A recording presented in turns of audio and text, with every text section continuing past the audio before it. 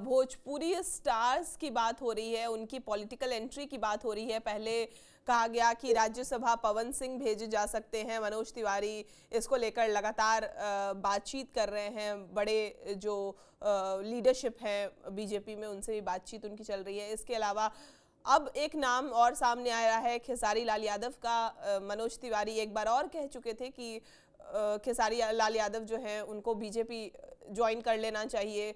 अब फिर वो कह रहे हैं कि खेसारी और पवन दोनों को सदन में रहना चाहिए। हालांकि उस वक्त जब उन्होंने कहा था तो खेसारी लाल यादव ने कहा था कि उनसे राजनीति को छोड़ के वैसे अच्छे संबंध हैं मनोज तिवारी के, अगर वैसे कभी भी काम आए तो आ सकते हैं, लेकिन राजनीति में उनको दोनों के डिफरेंसेस हैं।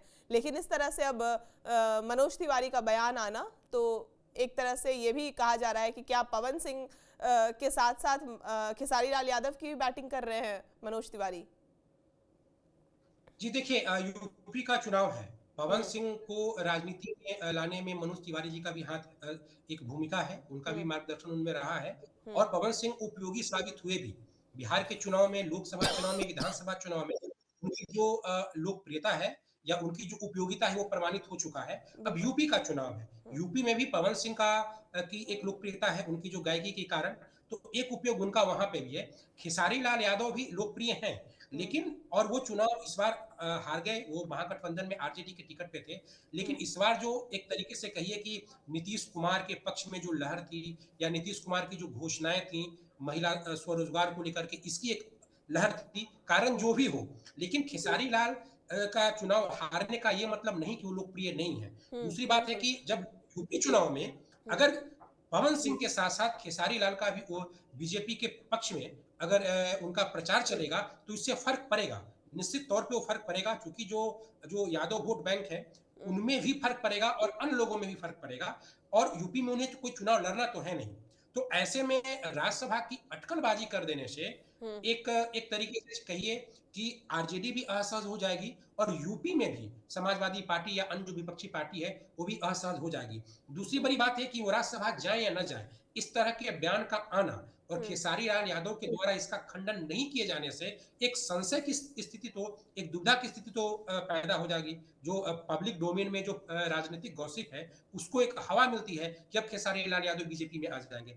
उसका दूसरा जो प्रभाव यह होता है कि जो यूपी में जो गायक हैं, यूपी में इस तरीके के जो लोकप्रिय गायक हैं वो भी प्रभावित होंगे। उनको भी लगेगा कि समाजवादी पार्टी या विपक्षी पार्टियों की अपेक्षा बेहतर ये है कि वो बीजेपी की ओर आ जाए।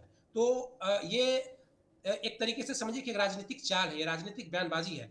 ऐसा कोई संकेत दिखता नहीं है कि वो उनको राज्यसभा भेजा जाएगा, क्योंकि राज्यसभा का जो पेच है, एक तो 5वीं सीट को लेके पेच है, जो 2 ही सीट यहाँ पे है, तो इसको ये तो खेसारी लाल यादव जाएँगे, ये मुझे ऐसा नहीं लगता। लेकिन ये संकेत देता है, उन्होंने उन्होंने अपनी व्यक्तिगत इच्छा जाहिर की है कि हम तो माने पवन सिंह चले जाएँ, खेसारी लाल चले जाएँ और जितने भी गायक गायिका हैं, बहुत सारे उनके परिचित हैं, रवि किशन आदि, बहुत सारे लोग, निरहुआ वगैरह लोग तो राजनीति में आए हैं। तो उसी में वो चाहते हैं कि सब आए और सब बीजेपी के पक्ष में आ जाए। उन्होंने अपनी एक इच्छा जाहिर की, इसके ज़रिए ही उन्होंने एक राजनीतिक चाल चली है और इसका प्रभाव यूपी चुनाव में पड़ सकता है।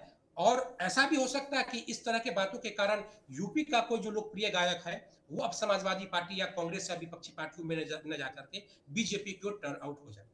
बिल्कुल। जी। ये सब पॉलिटिकल स्ट्रैटेजी है, और राज्यसभा का चुनाव जब नज़दीक आएगा, अभी 9 अप्रैल को है, तब तक इस तरह की स्ट्रैटेजीज और इस तरह की बयानबाजी और सामने आती रहेगी और हम उससे डिस्कस करते रहेंगे। सर, बहुत बहुत शुक्रिया आपका हमसे बातचीत करने के लिए, और आप सभी का इन तीनों विषयों पे जो भी राय है हमें कमेंट करके ज़रूर बताएं। और बिहार की तमाम खबरों के लिए आप हमारे साथ बने रहें और देखते रहें TV9 बिहार झारखंड।